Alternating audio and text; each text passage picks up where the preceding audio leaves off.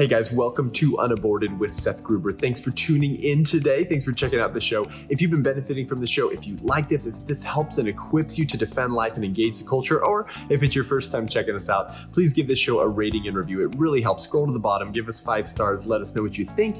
It really helps, especially leading up to this election season when life must win on the ballot. We have a special episode for you today. This is a conversation with my new friend Heidi St. You remember from last week, I played you my speech at Come Back California, a live digital event that happened at Calvary Chapel, Chino Hills. Well, Heidi St. was one of the speakers there. She's an influencer, a homeschool mom, a speaker, and she gets people off the bench. Her podcast is called Off the Bench or Get Off the Bench, and just encouraging Christians to do that and to engage the culture. So we have a lot in common. We talk about everything going on in the country right now, all things pertaining to life, the vacancy on the Supreme Court, the importance that it's filled with a pro-life individual, and so much more. Thanks for tuning in.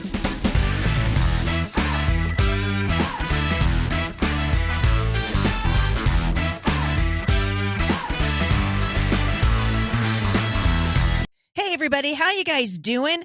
I hope you guys are doing great. Today is Friday, October the 2nd, and it's Meet My Friend Friday. You guys know that I love to have people on the show who are out there in the culture making a difference for the gospel. And today I've got a special treat for you. Seth Gruber is here with me today, and we're going to have an awesome conversation about what it means right now to stand for life in the culture. Stick around. I think you're going to be encouraged.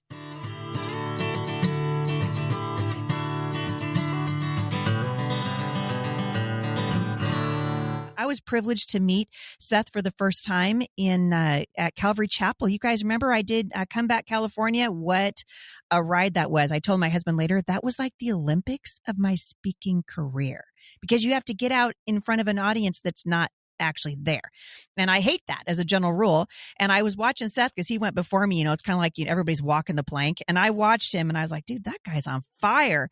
And he is on fire because God has given him a passion for the unborn. Seth is the West Coast director of Life Training Institute, which is an elite team of pro-life speakers.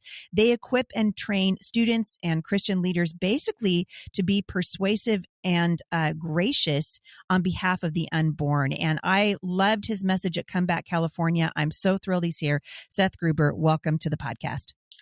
Thanks, Heidi. I like that. Meet My Friend Fridays. That's good. It's good to be on here with you. It's fun to have you. We've been you're going to fit right in. We've got awesome guests who have been on the show with me before, and all of them are passionate about something, and you really are passionate about defending the unborn, which is, oh my goodness, so needed in the culture today. But before I jump into all the questions I have for you, tell everybody, because this is your first time on my show. I can't even believe it. You got to tell everybody kind of where you guys are in California. Hey. Yeah. And you've got one child and one on the way. So tell us a little bit about yourself. Yeah. So my wife and I have been married for just over 4 years. Our mothers were actually roommates in college. So that's how we got to know each other. That's awesome. Awesome story. Yeah. Grew up in different states, but then, connected when we were older. So, we have a son. His name is Cedar Justice, a nice, strong name that we felt God gave us. He'll be 3 on Christmas. So he was born Christmas morning. And then we have a baby due in December, and that'll be a girl. So we decided that we were going to embrace the bigotry of 2 genders and determine that she was a girl. So there you go. I grew up in LA County. I was homeschooled through 8th grade, actually. So love all that you're doing on that front. So important now more than I think ever before. And that was kind of the Come Back California theme, wasn't it? I mean, just trying to wake people up to say, hey, your kids are actually being indoctrinated in the public schools right now. That's exactly right. Yeah. And we've seen evidence of that, right? There was, how the left sometimes sort of lets reality slip and says the quiet part out loud. And we've seen that from some teachers and unions across our districts, rather, across the country, who do not want parents to be allowed in their children's own room while the child is tuned into the virtual classroom because they don't want them to hear exactly what they're teaching and what they're saying. That's right. And anyways, that's a whole nother conversation. But it's incredible. Yeah, yeah. So anyways, I grew up in a Christian home, in a Christian family. I was homeschooled, of course. And I very much grew up in pro-life waters, if you will, as well. I've kind of been swimming in these waters for a long time. And I like to say that I began my pro-life activism as a fetus, if you will. My mother was actually directing a pregnancy resource center in Azusa, California, in LA County, when she was pregnant with me. She became the director of that clinic in her late 20s, and then stepped down in her early 30s when she had me. So I was doing little backflips in the womb while my mom was saving babies and ministering to women and That's families. an amazing legacy. Yeah, I'm very grateful for it. So then I went to public high school, did my senior project on abortion. I'm going to give you kind of your listeners just a flyover here. And my high school, Whittier High School, which is Nixon's actually alma mater in LA County. Whittier's a suburb there. And they told me, well, Seth, you can't pick the topic of abortion. That's on our banned topic lists for seniors. Oh, for goodness sake. Yeah. So guess what? I threatened a lawsuit. I was 17, 18 years old. And I said, you can't do that. Right. This is the benefit of being homeschooled, right? I actually know my freedoms. Right. I have a sense of liberty. I know what the purpose of government. And so they weren't expecting that, right? They were like, what? And I got no backlash from the school after that. In fact, my freshman year at college, I went back to my high school's website and I went to go download that senior project guidelines list of the topics you can't pick. And guess what? It wasn't there anymore. So I did that. And then I had to do volunteer hours at somewhere that associated with your topic selection, right? So I had picked abortion. So I ended up volunteering for a pro-life organization in Orange County that I later was a paid intern with during my college years, and that my mother sat on the board of directors on in the late 80s, early 90s. And the first thing they had me do, Heidi, was to scan 300 images, ready, of first trimester aborted children. Now, I often say that pro-life Christians know abortion is bad, but they don't know how bad. Right? Pro-lifers know abortion is bad, but many of them have never seen it. And I often tell pro-choice students, I say, guys, it's easy to be pro-choice when you've never had to look at what that choice looks like, right? And so the unborn is not only the greatest bleeding victim in America, Heidi, but they're also the most hidden victim, right? That's not to say there's not other hidden victims and horrific things that happen in sex trafficking and whatnot. Absolutely. But I'm just saying the unborn is the greatest bleeding victim and the most hidden victim, right? We kill 1 million of them a year, and it's happening in a womb designed to hold them that nobody else sees but the abortionist. And so staring at that, Heidi, for 2 days straight, as I scanned them on their high quality scanner and categorized them in their database, was really the turning point of my life after choosing to follow Jesus. And I knew that I could not do anything, right? Dietrich Bonhoeffer, who fought his own genocidal country, said not to speak is to speak, not to act is to act. God will not hold us guiltless, right? So there's no such thing as moral neutrality on the slaughter of baby image bearers. And so I went to Westmont College, Christian college in Santa Barbara, California. We can get into that. It's a joke of a Christian college now. But I was just going to say, I'm pretty sure they signed on to the Christian Statement of Science in Pandemic Times. But let's get back to it. Yeah, unbelievable. So I founded, Heidi, the first and only pro-life club at Westmont College. There had never been one before, right? So, I affiliated with Students for Life, who I now do speaking with, I do training for them. Excellent organization. But I was a Students for Life, chapter member, and I started the chapter there at Westmont College. Well, I learned very quickly that my alma mater did not take a position on abortion. So if you go to Westmont College, whose motto is Christus Prumatum Tenens. What does that mean? It means Christ preeminent in all things. Christ preeminent in all things. Apparently, Heidi, not the prenatal Christ. See, they take a position on the biblical view of marriage and the biblical view of a sexual ethic.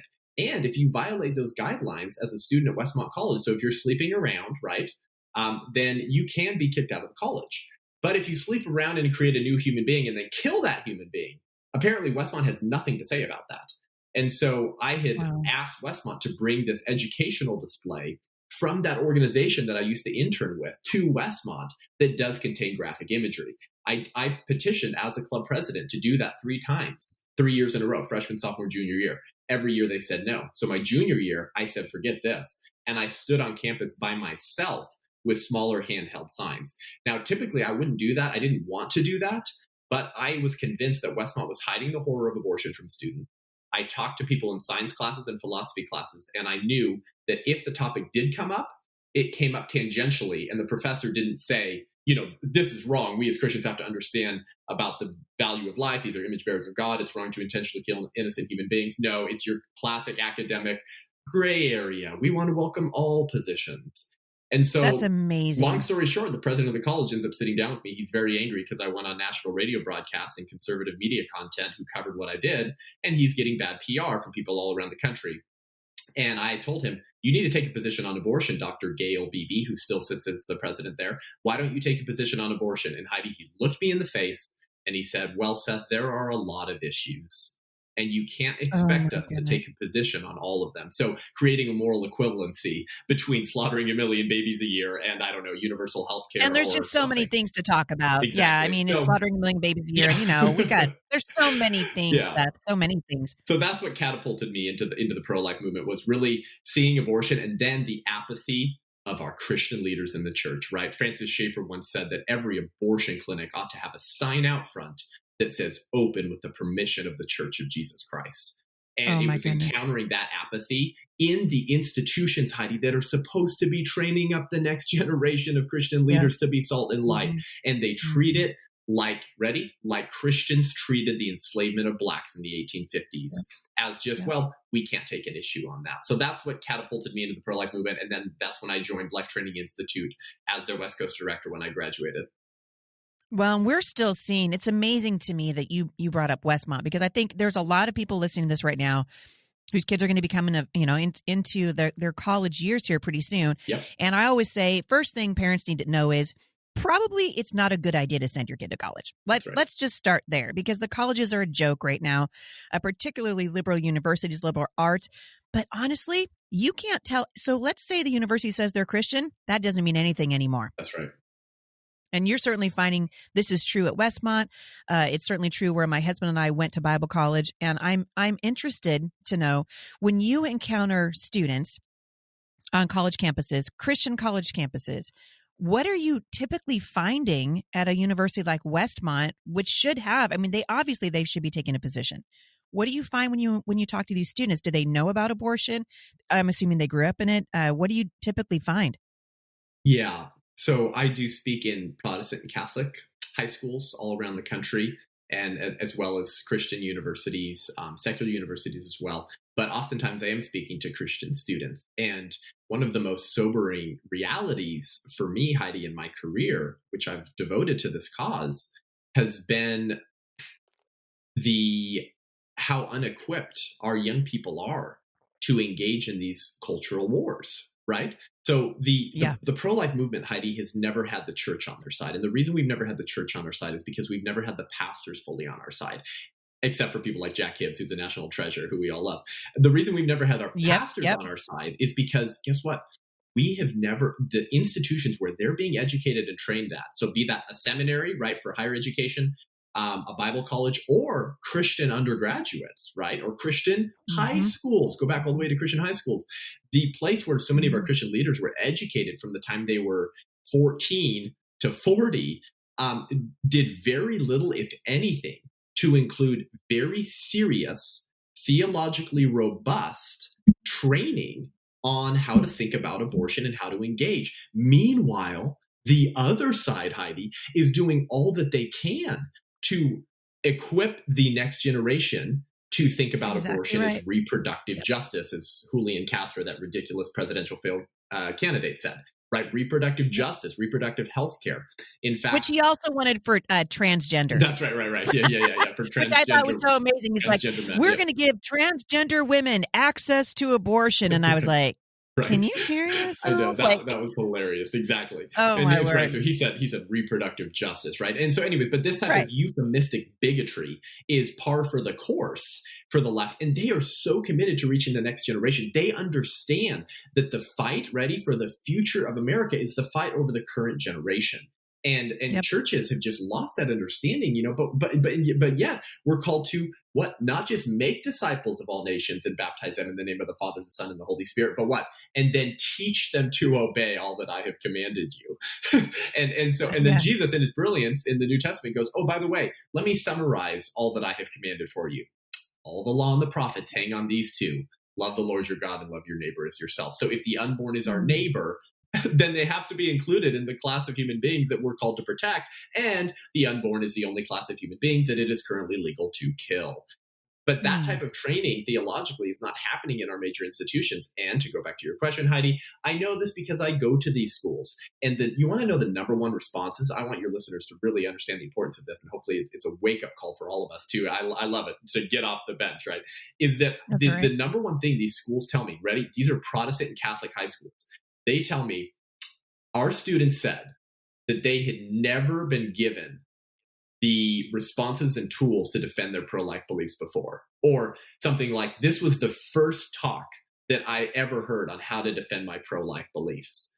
Or this was the first pro-life speaker our high school has ever had. I mean, it's just shocking. And sometimes they've had the local pregnancy resource center, and that is beautiful and that's important and they should.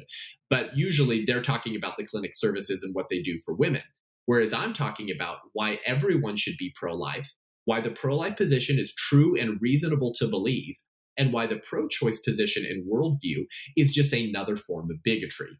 As Scott Klusendorf, my boss, once said, we used to discriminate on the basis of skin color and ethnicity in our country, and we still do at times. But today with elective abortion, we discriminate on the basis of size, level of development, location, and dependency. We've simply swapped one form of bigotry for another.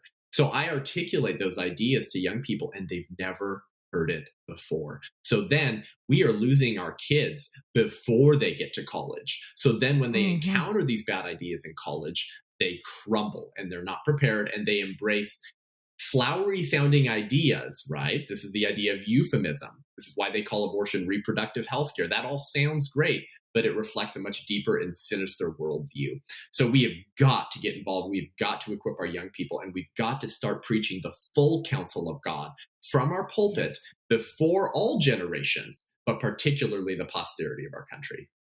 Well, and you and I were talking about this when you were in California with me at Comeback California, just this idea of what the truth is being really veiled from our pulpits, and we are not teaching the whole counsel of God. And in fact, what happens is so many times you don't see, I mean, maybe there's Sanctity of Life Sunday. Okay. So we have Sanctity of Life Sunday and we say, hey, 40 days for life. Right. And we invite the people to come in from the pregnancy resource centers. They should be talking about this every single Sunday in the churches. Say, hey, what are you guys doing to speak for those who cannot speak for themselves? And instead, what we see is cowardice in the pulpits. Instead, what we see is pastors who said, oh no, that's political. And it's not political. And actually, for goodness sake, even if it was political, I'd be like, hey, how about we start talking about policy? That's not a bad idea, right? That's right. Amen. Thank you, Heidi. And you know what? I'm so glad you brought this up because I think we should talk about this right now. You're probably aware of Tim Keller's recent comments on the Christian and his or her involvement in politics. Yes, you should. I don't have it in front of me, but you should quote him if you've got it, because that was unbelievable. Oh, I will. Yes. And for those of your listeners who tuned in to hear you at Comeback California, if they tuned in early, they would have caught my message where I talked exactly about this. But listen, before I say this, like, for your listeners, like, I love Tim Keller. Okay. He's done incredible things for the proclamation of the gospel. He's been called the C.S. Lewis of the 21st century. I have some bones to pick with him, but I would never have, I guess, lambasted him in the way that I am now, because he went too far. Right now, he's attacking first principles, such as the right to life. And while he'll pay lip service to the pro-life movement, he'll turn around and stab unborn children in the back. Not literally, of course, okay, but figuratively. And so Tim Keller just came out on Facebook. We're talking like 2 weeks ago. This happened like 3 days before the Comeback California event. Right. So I just did the intro to my talk because I said, I was going to say that gave you like an extra 15 minutes to talk about. I was like, this is a bombshell and I have to include this. And so he goes on Facebook and here's what he says, Heidi. He says, the Bible, there's a whole bunch of things that the Bible doesn't speak to, right? The Bible tells me to love the immigrant, but it doesn't tell me how many legal immigrants to let into the U.S. each year, right? And he uses some other examples. And what he's trying to say is we can understand the sort of the core spiritual nature of an issue, but like the Bible doesn't like tell us how to address those issues. And so therefore, there's broad room for disagreement and in how we address certain issues. But then he gets to abortion in his Facebook post. And he says, the Bible tells me that abortion is wrong and a great evil, but it doesn't tell me the best way to decrease or end abortions. He says, the current political parties offer a potpourri of different positions on this, meaning abortion, and many, many other issues, many of which the Bible does not speak to directly. So then he says, when it comes to politics, the Christian has, ready, quote, liberty of conscience, right? Oh, that made my head explode. Liberty of conscience. And then he goes on to say that Christians cannot say to other Christians, no Christian can vote for, or every Christian must vote for. And then he says, unless you can find a biblical command to that effect. Now, for my full treatment of this issue, your listeners can check out my podcast, UnAborted with Seth Gruber. My episode on Monday of this week was literally called, ready, What Ruth Bader Ginsburg and Pastor Tim Keller Have in Common. Very edgy title, but I think I make a pretty good case for what that commonality point is. And so for the full treatment of this, your listeners can check out that episode. But I responded saying, well, no, actually, Tim, we can tell Christians who to vote for and not vote for when it comes to first principles, when it comes to life itself. So what he's essentially saying is that political parties are created equal, because he said you have liberty of conscience. And so when it comes to policies, when it comes to voting, when it comes to political affiliation, he says the Christian has liberty of conscience. So what are we to take from that? I guess Keller would have actually defended the liberty of Christians in 1850 America to vote for the Democratic Party, which was the party of slavery, and the KKK, because brother, the Bible doesn't tell us the best policies to end slavery. That's right. I don't see anything in there on the KKK. I mean, Jesus didn't talk about it. Exactly. So you guys, so you're free to choose. Right. Wild, right? Yeah. Liberty of conscience. And so then someone might say, right, and I just wrote an article on this, but someone might say, well, Seth, come on. You can't compare those. Like, yeah, abortion's not great, but that was different, right? No, it's not different, because abortion is wrong for the same reasons that slavery was wrong. It dehumanized image bearers of God while legalizing their slaughter or mistreatment. They're wrong for the same reasons. And so therefore, because they're wrong for the same reasons, right? And because we have human equality, which begins when we're human. And when do we become human? The moment of conception. And so because of that, you should be on board with the same type of policy prescriptions and solutions, political solutions, to end abortion that you would obviously be on board with for addressing slavery. And the irony gets even better, Heidi. It's unreal. Tim Keller wrote a piece in the New York Times a couple years ago that gets shared every sort of local congressional election season. It's called "How Do Christians Fit into a Two-Party System?" They don't. That's the name of the article. And people just eat it up because they're like, yes, the gospel is not Republican. The gospel is not Democrat. Of course that's true. But then he moves from that premise to defend political neutrality on abortion. But in that article, he lambasts, he destroys the Christians in the 1850s America who did nothing on slavery. In fact, in that article, Heidi, he literally says, this is unreal. He says that when Christians were refusing to be political in the 1850s, they were actually supporting the social status quo, which was slavery. And then he says to not be political is to be political. So he was attacking the apathy of Christians during slavery in America for refusing to get involved politically to protect their Black image bearers of God. So, well, is your head exploding yet? Well, what it is, it's the hypocrisy, and he is on the left. All right. So, and I've mentioned this several times on my podcast. You have, okay. Tim Keller is not politically neutral. He is a progressive. And to me, and I've said this before, and I know it makes people upset, but it's incompatible. Like the Democrat platform, incompatible with Christianity. If you're going to be pro-choice, please, for the love, don't call yourself a Christian. At least don't do it publicly. That's right. And I believe that what Tim Keller is doing through the Gospel Coalition, especially in the middle of the Rona, all these things he's taken several positions recently. If you haven't checked out that statement on Science in Pandemic Times, Seth, you got to check it out. It's amazing. I mean, it's just this twisting of scripture. So basically they give this whole, this apologetic for why Jesus would wear a mask. So it basically says, therefore, because of my faith in Jesus, I will get a vaccine. Therefore, and Wow. then they list scripture. It is such a wrong Wow. application, and it is so wrong-headed. It borders on heresy. Wild. And when I see Tim Keller, who really is the engine, and I agree with you. I've had a lot. I mean, I love a lot of what Tim Keller has written. I own several of his books. We have watched him for years and been very encouraged. But in the last probably 5 years, I feel like he's really gone off the rails. That's exactly right. In terms of policy. And I don't know if it's like he lives in New York City and it's starting to like melt his brain. I don't Right. actually know what's going on. Yeah. But I think Christians who are discerning, just because, and we see this with Christian women teachers right now. I mean, I'm not going to, but I could sit here for 15 minutes and list about 10 of them right off the top of my head, Yep. who I'm just like, warning sign. Yeah. Warning, warning, warning, danger, danger. And just because somebody was solid in the past doesn't give them That's exactly right. a pass for the future. Christians need to be Bereans. We need to be discerning. Sure. And I think I applaud you for calling out Keller, because Christians need to do that. I mean, that's what we're called to do, right? As iron sharpens iron. I feel like somebody's not doing that with Mr. Keller. Amen. I literally refer to it as the wokeification of Tim Keller. I mean, and if this was just a disagreement on, the role of women in leadership in the church or the practicing of gifts, which are important conversations. I'm not saying that they're not important, but if it was something like that, I wouldn't be lambasting him in the way that I am. But he's attacking first principles, and oh my gosh, Heidi, you and your listeners, right? Well, this is literally life and death. Yeah, you guys saw that thing, right? Where recently, it was actually from 2016. It was a panel he sat on race in New York City, but it resurfaced and people were sharing it. And he literally said, studies have basically shown that if you have white skin, your life is worth about $1 million over the course of a lifetime. So you did nothing to deserve this, he says, right? And I played this clip in my Monday's episode of the show.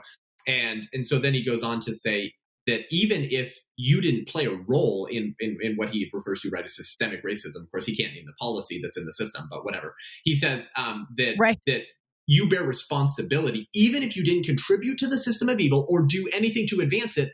You're guilty by your skin color, and you have an obligation spiritually. He says the Bible says that you have an obligation to end it. Okay, so let's not get into a conversation about whether systemic racism is real or not. Let's just take what he says at face value. If that is true, right? And apathy is itself sin, right? And not engaging is itself sin. Even if I didn't contribute to the evil in question, then how in the world can he defend political neutrality of the Christian on abortion, which is actual systemic evil, right? It's actually a system and institution built around the legalization and state-sanctioned slaughter of 1 million image bearers a year. And you want to talk about systemic racism? A study by Protecting Black Life found that 80% of Planned Parenthood's surgical abortion facilities are located within walking distance of majority Black neighborhoods, and the Planned Parenthood kills more Black lives in 2 weeks than the KKK lynched in a century, fulfilling Margaret Sanger's dream of less Black people.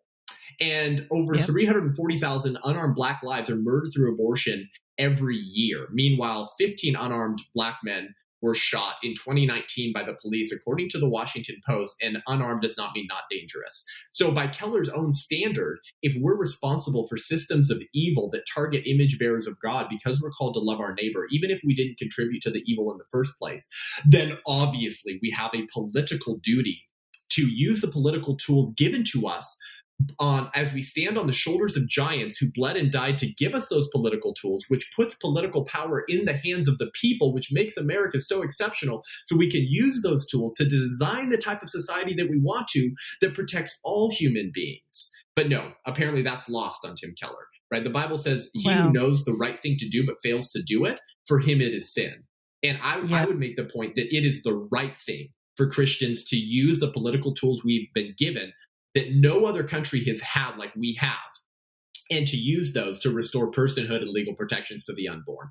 But apparently, I guess the school of wokeness can't acknowledge that fact. So it's very hard. Yeah, the wokeness, the whole wokeness, it's making me crazy. And as you rightly pointed out, we have a responsibility. Really, the political tools that have been given to us, the very fact that the church has disengaged from politics, that we have disengaged from the policy making process, has brought us to the point where we are right now. So we have a weak nation spiritually, definitely morally. It's getting weaker by the minute. And one of the reasons I love love Pastor Jack Hibbs so much is he's one of the very few pastors. You touched on this a few minutes ago, and I kind of want to swing back around to it. He's one of the very few pastors that is actually willing to step into the fray. I thought it was interesting that you pointed out that one of the big weaknesses in the pro-life movement has been the unwillingness of pastors to talk about abortion from the pulpits and to move their people from a position of neutrality and position of apathy to action. And really that's off the bench. That's what I've spent my lifetime trying to do. But they've also been silent on the issue of education. Right. They're largely silent on the issue of gay marriage, largely silent on the issue of the platforms themselves. And what you hear is, the Johnson Amendment. What you hear is separation of church and state. What you hear is, we could lose our 501c3. Well, you know what I started saying a while ago? I'm like, if your 501c3 is going to tie up your tongue, give it back. That's right. Give it back. Because what we've done is we've allowed the government to silence us for money. That's really what it is. That's exactly right. Yeah, we have. I think many of America's pastors have created an idol out of their tithers, right? And so if you address certain issues, you might lose a decent portion of your tithing, particularly if you're Tim Keller in New York City, where probably massive numbers of attendees are registered Democrats. You can't demand that they adopt political responsibility, which flows from their spiritual responsibility to love our neighbors, speak up for those who cannot speak for themselves. And as Proverbs 24 says, hold back those staggering towards slaughter. If you have the political option to use the political tools you've been given to hold back unborn children from staggering towards slaughter and speak up for them, then you should do that. That is the right thing. So that's what was my message to Tim Keller is actually, Tim, we can tell our brothers and sisters how to vote and not vote. And I think those Bible verses are right there. If you don't use your and we voice, have an obligation. Yeah. It isn't as simple as, the church just wants to sit back and say, hey, we're just going to be neutral on this because, the gospel.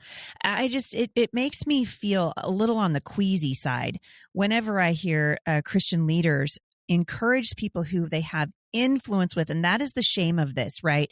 It is that Pastor Tim Keller and so many other pastors have been given by God an incredible opportunity to influence the hearts and minds of people to actually be able to make a difference. And instead, what we've done is we've silenced them.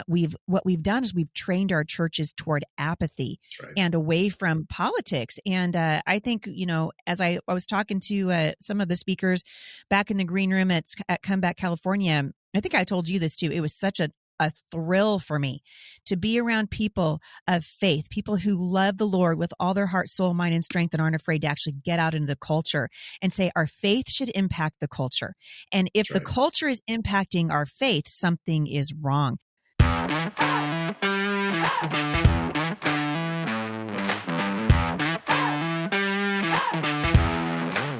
Hey guys, I hope you're enjoying Heidi and I's conversation on life and everything happening right now. It's so important. Really thank you for listening. Share this episode with someone you love or someone whose mind you want changed on the issue of abortion. Listen, if you want to help us reach more people, if you've benefited from what I've talked about on this show, why everyone should be pro-life, why it's true and reasonable to be pro-life, and why it's dangerous and silly to be pro-choice, why it's a position of historical bigotry that says not all humans are persons. If you want to help us reach more people with those ideas to change minds, change hearts, and save lives, consider becoming a patron of the show by going to patreon.com/unaborted. Check out all of our tiers and the perks that you get with those tiers to connect further with me, to get more equipping, more content, and just more poured into you so that you can be out there in the culture being a bold voice for life. That's why I do this podcast, is for you. And if you want to help us reach more people, consider becoming a patron of the show. Thank you so much. Be right back.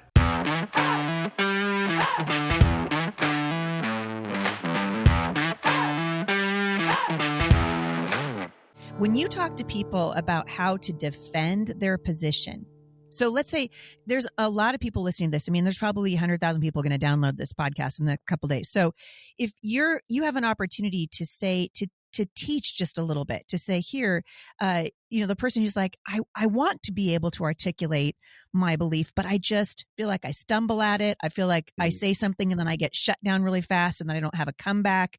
What are some just basic principles for someone who is wanting to learn how their faith can become a faith that speaks in the area, particularly of abortion. Amen. Yeah, that's so good. What a good word, Heidi. Thank you for saying all that. Yes, let's go over the case for life. Okay, this is what I do full time. I equip and encourage Christians to engage the culture for life and give them the tools of thought to do it effectively, graciously, and persuasively. So how do we defend our pro-life beliefs and how can we do it without just citing exclusively Bible verses to make our case, right? We're going to talk about that, but that's not going to persuade the pro-choice atheist, right, who rejects the Christian worldview. So that's right. So I break down the case for life, the pro-life position, and frankly, why everyone should be pro-life into three basic questions. The first is, what is the unborn? And this is the most fundamental question in the abortion debate, right? As Greg Koukl eloquently paints a picture for us, he asks us to imagine for a second that we're standing at our kitchen sink cleaning dishes one evening.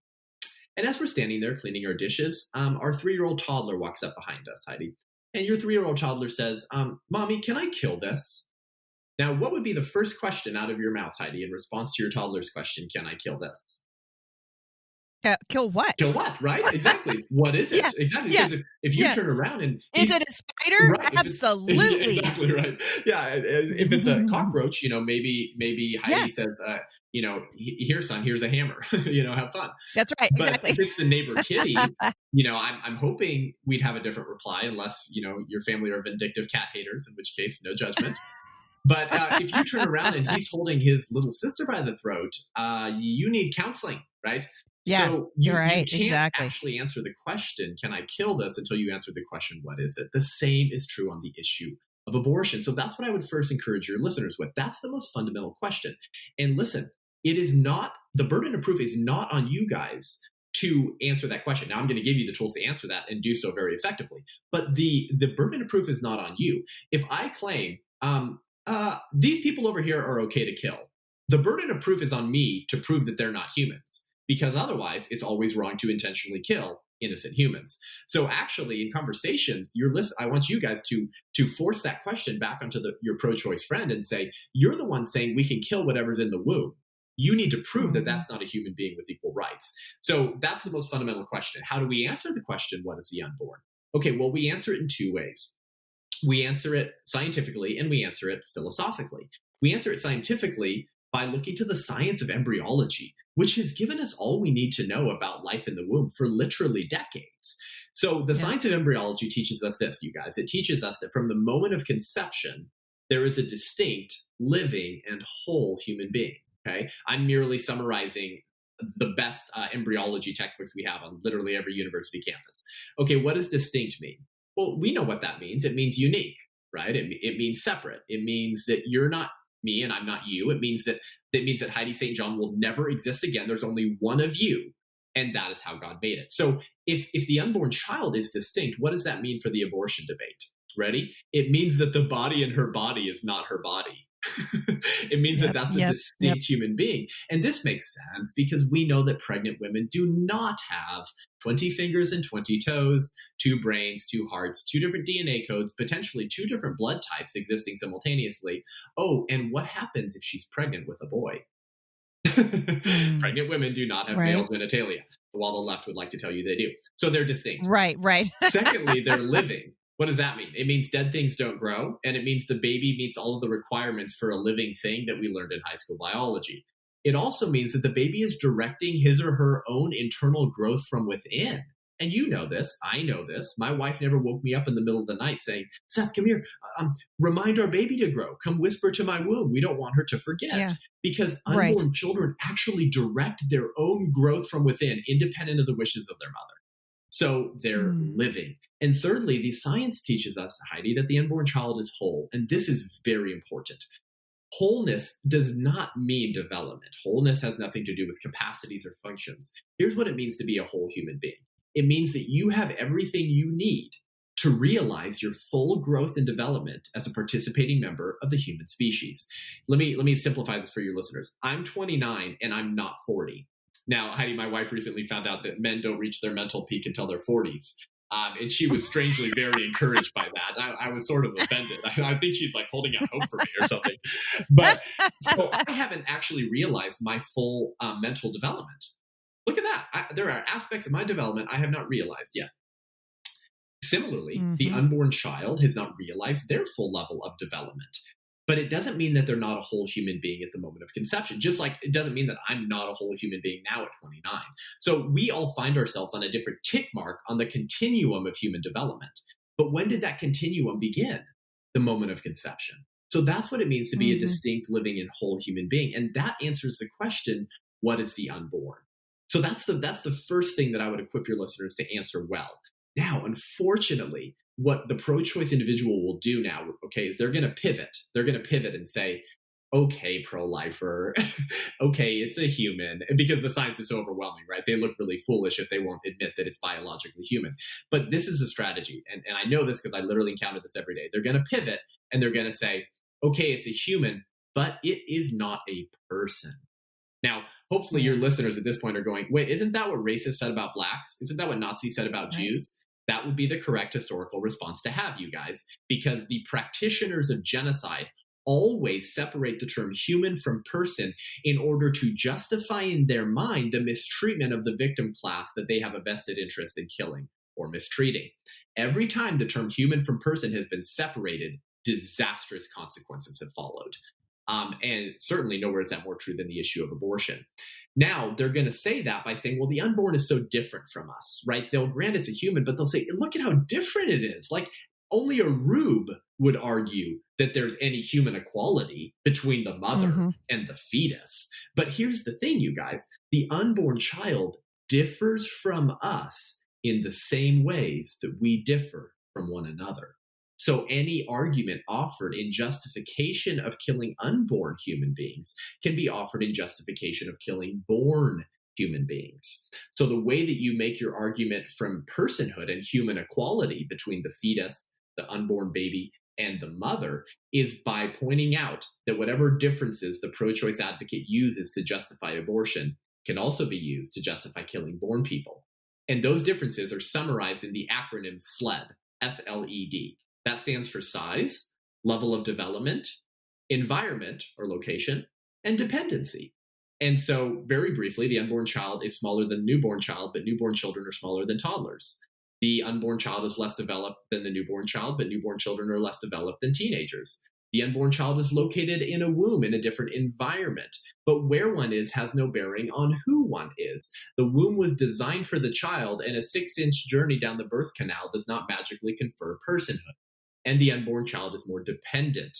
But it is in virtue of being an unborn human being to be dependent on your mother. That dependency doesn't stop after birth. If a woman refused to breastfeed her child and said, my breasts, my choice, my body, my choice, and her child died, she would be charged with infanticide. If we can kill unborn babies for being dependent on their mothers, can we kill born people for being dependent on caretakers, heart pacemakers, kidney machines, insulin, life support? Like the child in the womb, they are dependent on someone or something else, without which they cannot continue to live.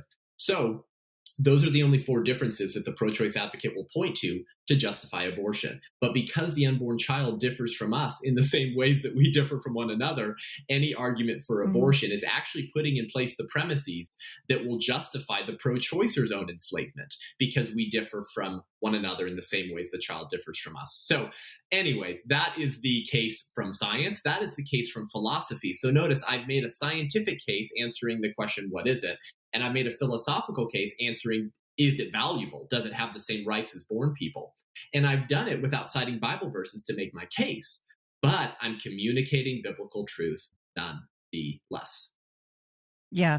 And I think for the more that we can train people how to do this, how to have these conversations, I think we're going to see more and more people. I mean, I don't know. I would love to hear your thoughts on this, but I kind of feel like the wind is at the back of the pro-life movement right now.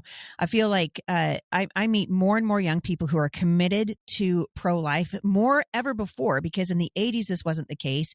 I would say it wasn't the case in the 90s either, but I'm starting to see more people take a stand for life. And I guess when I'm hearing you talking, the only thing that sticks out in my head, because, you know, like you, I live in the wackadoo, you know, Pacific Coast region. And so sometimes you just cannot you cannot reason with the unreasonable.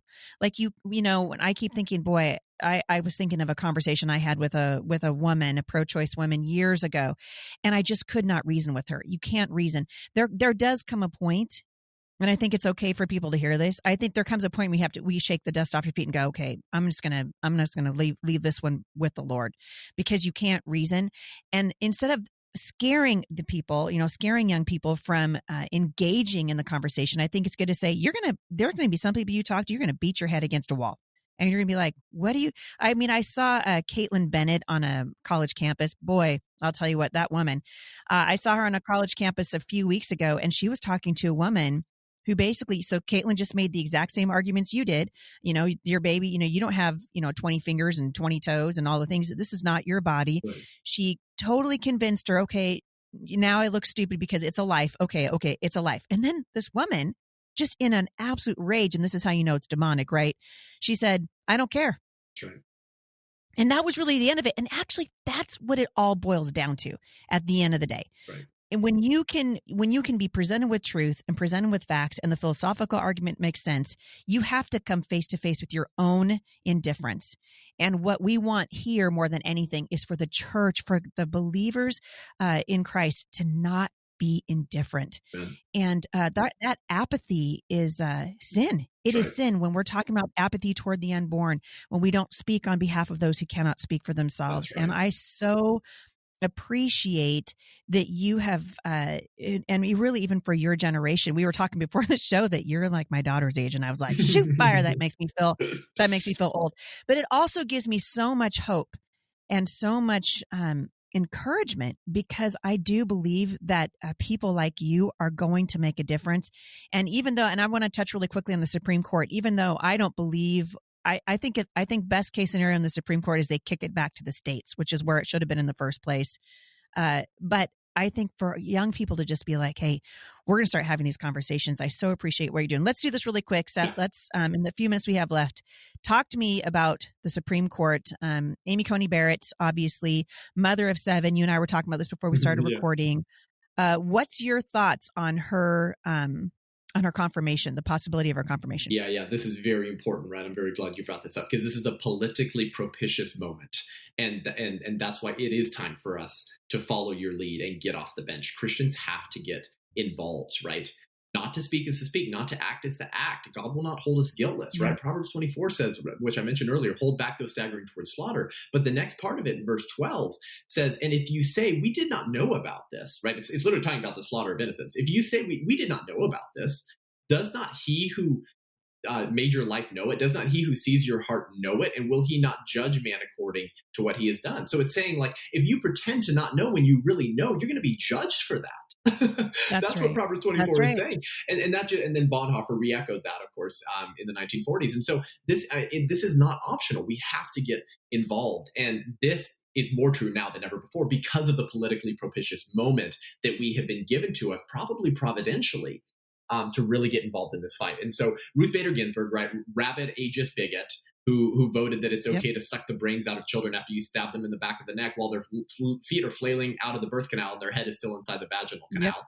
That is her legacy. That's her legacy. And every Christian, and I did a whole thing on her last week, and I said, we just put the flags at half staff for Ruth Bader Ginsburg. Who's going to do it for the 60 million babies whose deaths she was complicit in? That's right. It's a shame. It's a shame that churches aren't talking about that. That's exactly right, Heidi. I just have a piece on my blog at sethgruber.com called How Should We Remember Ruth Bader Ginsburg's Legacy? Exactly how we remember Roger B. Taney's. And he was the one who authored the Dred Scott decision, which said blacks aren't persons, right? And that even if a slave owner takes their slave to a free state, they remain a slave. Why? Because they're a piece of property. And Ruth Bader Ginsburg believed that unborn children were a piece of property as well. So how do we remember her legacy? As bigotry, right? And I don't want to hear people tell me about what she accomplished for born women. Your advancements for the civil rights of born women mean nothing if you sanction the slaughter of unborn women. And then people said, she made it to the highest court in the land. Yeah, she wasn't the first one. Okay, we already had a woman on the Supreme Court. So it was Sotomayor. A woman had already gotten on the court before her. So it's not like she was breaking a glass ceiling or anything. It had already been broken. Why do they deify her, Heidi? Because she protected abortion. She was seen as the apologist for abortion and as this sort of leftist seawall against what they perceived to be, Trump instituting some type of religious oligarchy by taking away the right to kill their own children. So this has opened up this spot on the Supreme Court. And of course, Amy Coney Barrett is this Catholic mom of 7, 2 of whom she adopted from Haiti. And already the accusations are coming of her being sort of a white supremacist colonizer who adopts black children. Right. Colonizer. Yeah. I heard that yesterday and I was like, oh, that's right. She's from Ibram Kendi, that racist fraud who says that he's an anti-racist. And he says that by saying that all white people suck. So Amy Coney Barrett is incredible. She clerked for Scalia. She says publicly that she has her jurisprudence, right? Her judicial philosophy is of Scalia. That's originalism. That's treating the Constitution. She's a constitutionalist. That's right. Yeah. That means treating the Constitution in very same way that Christians treat the Bible, right? Is you're interpreting it for its original context and what it meant at the time. And so I think she does present this amazing opportunity. I'm a little bit more skeptical of the court than some pro-life individuals. I am not confident that even after her appointment, that we have enough votes to overturn Roe versus Wade. I tend to agree with you. Yeah, so I think we need at least 1, probably 2 more, unfortunately. And John Roberts is a coward. He's betrayed unborn children and conservatism over and over again. So Christians have to get off the bench and we have to get involved. We have to make sure that if for some reason she doesn't get appointed before January, that Trump is reelected, so she is appointed in the second term. And we certainly need to get 1 or 2 more justices on the court, right? Remember, Breyer is very old. So it is very likely. He's in his 80s. And I was thinking that I'm sitting here flipping through my head, like, who's that? It was Sandra Day O'Connor. She was the first woman on the Supreme Court. Yes, thank you. Yep. And it's interesting, it's interesting to note is we keep having these conversations about the justices. And just like we're looking at these pastors and these women Bible teachers who started out solid and they ended up floppy. Right. The same thing is true of Justice Roberts. Sure. We need to be praying for these people, because they have these decisions that the Supreme Court makes. They impact our nation for generations, And it's all about abortion. It's all about abortion. Yes, it is. And I think this is why you see the gates of hell unleashed against President Trump. I think this is why you see, I did not enjoy the debate. Let me just say, I watched it with my family and I was just like, oh my word. It was like President Trump who was debating Chris Wallace, who was feeding Biden his lines the whole time. Yeah. And then Biden calling, President Trump a clown and President Trump interrupting. And I was like, what kind of garbage is this? Yeah. It's awful. But then my husband rightly reminded me it's spiritual. Yep. It's spiritual. This is war.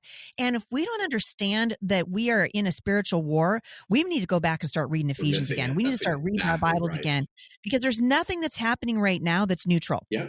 That's right. These attacks against President Trump, not neutral, because the adversary himself, who the Bible says comes to kill, steal, and destroy, wants nothing more than for us to continue to slaughter the unborn. These are babies with souls, by the way, and we need to be talking about it in those terms. And so, sacrificing babies to improve our own life is nothing new. Yes, this is what the Ammonites and the Israelites were doing when they sacrificed their babies to Molech, because they thought that they would get a blessing in return. And so Satan does not care the name of the God that you sacrifice your children to, because we understand that there is Yahweh, one God. So any other idol is actually the manifestation of Satan. He was Molech in the Old Testament, and today he's the pagan gods of convenience, education, money, and career well-being. He doesn't care what God you call him when you sacrifice your children on his altar.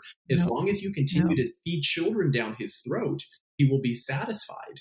So this is so spiritual. And not only does abortion poison babies quite literally through the abortion pill, it has also poisoned our politics, because it's made every political moment and decision about abortion. It's made everything about that.